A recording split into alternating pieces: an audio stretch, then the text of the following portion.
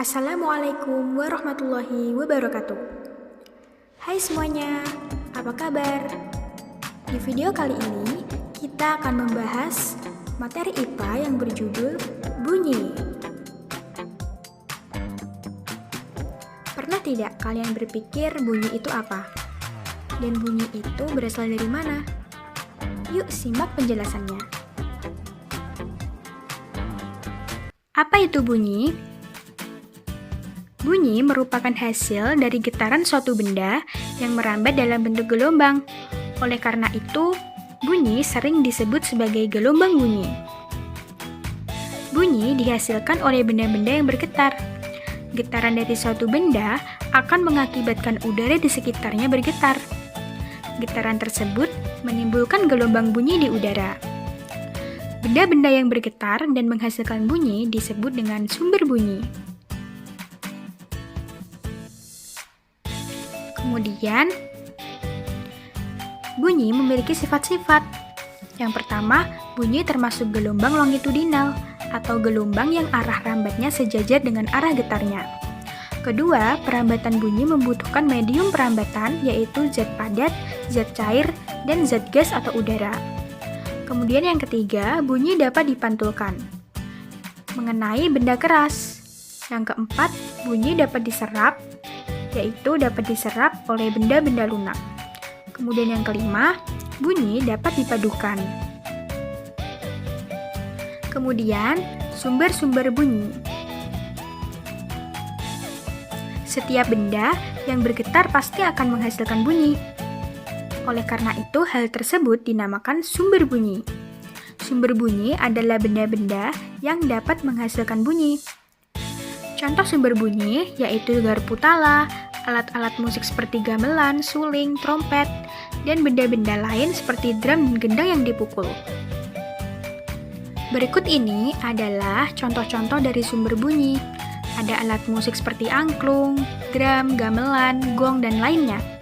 Kemudian ada media buat berbicara seperti telepon kaleng. Seperti di sini dapat dilihat yaitu ada garpu tala, ada alat musik saruling, dan gitar. Benda-benda ini apabila dipukul, dipetik, dan lainnya akan menghasilkan bunyi.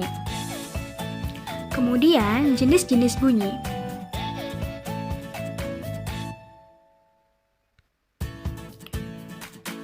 Bunyi mempunyai jenis yang berbeda-beda.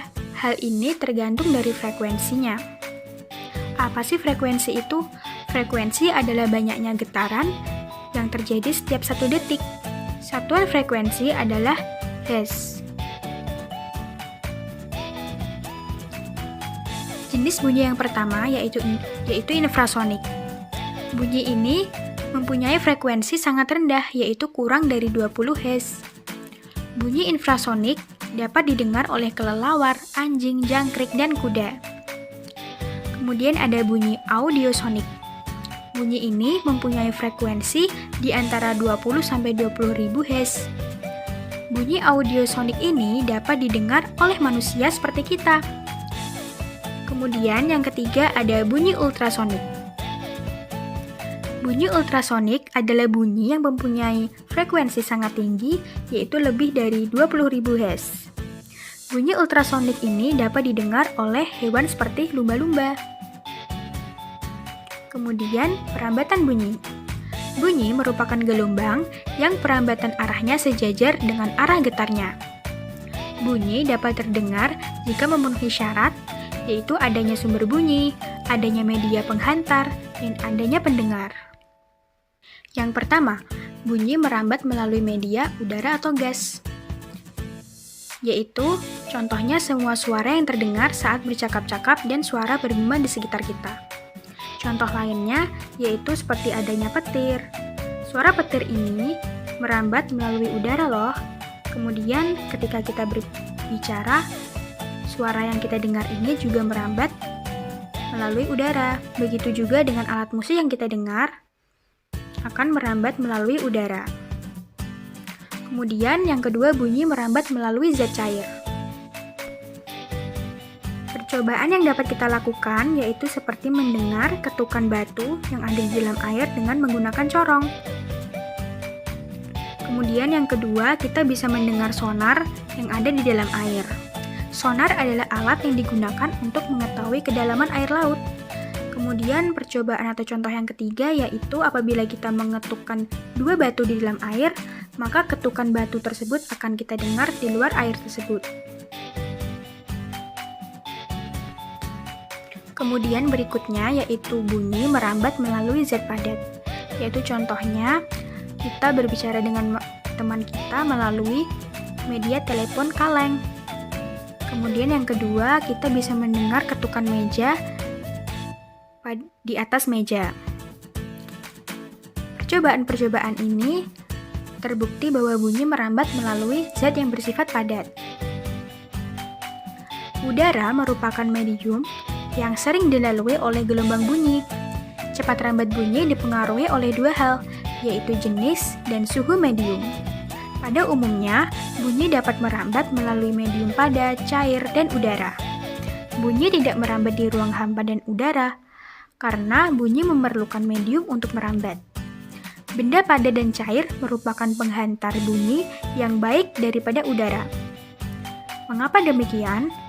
Hal ini disebabkan susunan partikel zat padat dan cair lebih rapat daripada susunan partikel udara. Selain jenis medium, faktor yang mempengaruhi cepat rambat bunyi adalah suhu medium. Semakin besar atau meningkat suhu medium, maka cepat rambat bunyi akan semakin besar.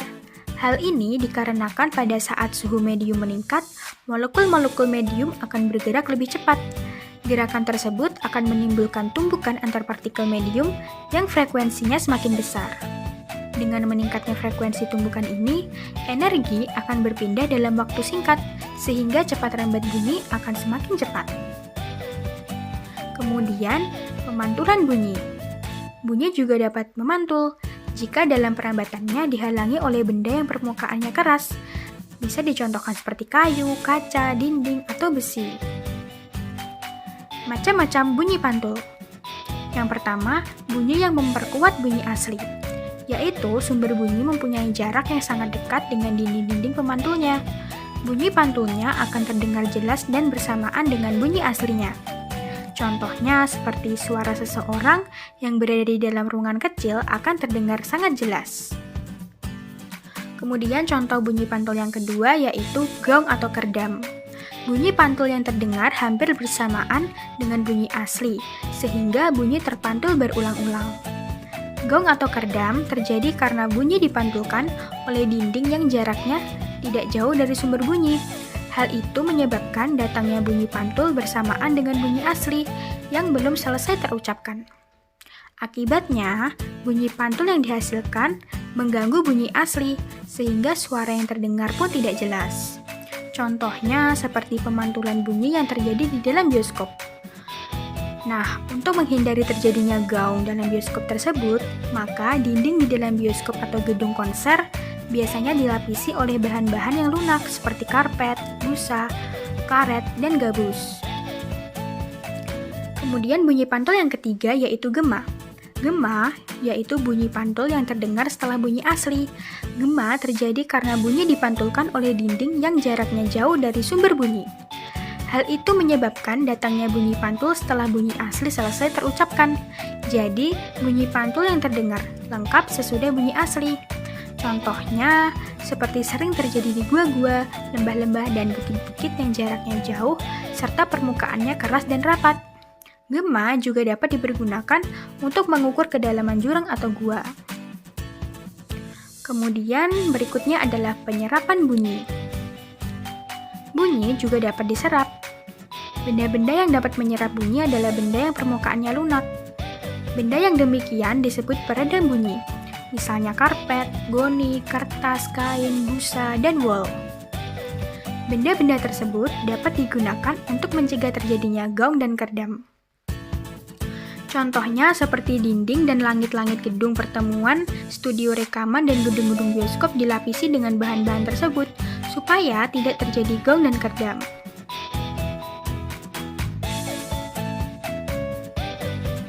Kemudian, Resonansi bunyi. Pasti kalian telah asing mengenai kata resonansi bunyi. Resonansi bunyi yaitu peristiwa ikut bergetarnya suatu benda akibat getaran yang dihasilkan oleh sumber bunyi. Resonansi bunyi ini hanya dapat terjadi jika suatu benda memiliki frekuensi alami yang sama dengan frekuensi alami sumber bunyi yang bergetar. Selain benda, udara atau gas di sekitar sumber bunyi juga dapat berresonansi, asalkan memiliki frekuensi alami yang sama dengan frekuensi alami sumber bunyi. Contoh resonansi ini seperti percobaan garpu tala. Ketika setelah satu garpu tala dipukul, akan dihasilkan bunyi dan getaran yang membuat garpu tala di sebelahnya ikut bergetar.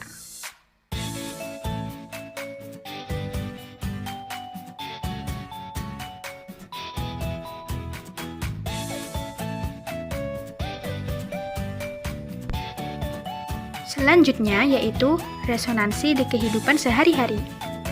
Resonansi bunyi dapat memperkuat bunyi asli, sehingga bunyi yang dihasilkan dapat terdengar lebih keras dan nyaring. Tapi, resonansi juga bisa menimbulkan kerugian loh. Contohnya seperti kejadian bunyi ledakan bom yang sangat keras, nantinya akan menimbulkan getaran yang bisa meruntuhkan gedung-gedung di sekitarnya. Berikut adalah contoh gambar dari proses resonansi bunyi di kehidupan sehari-hari.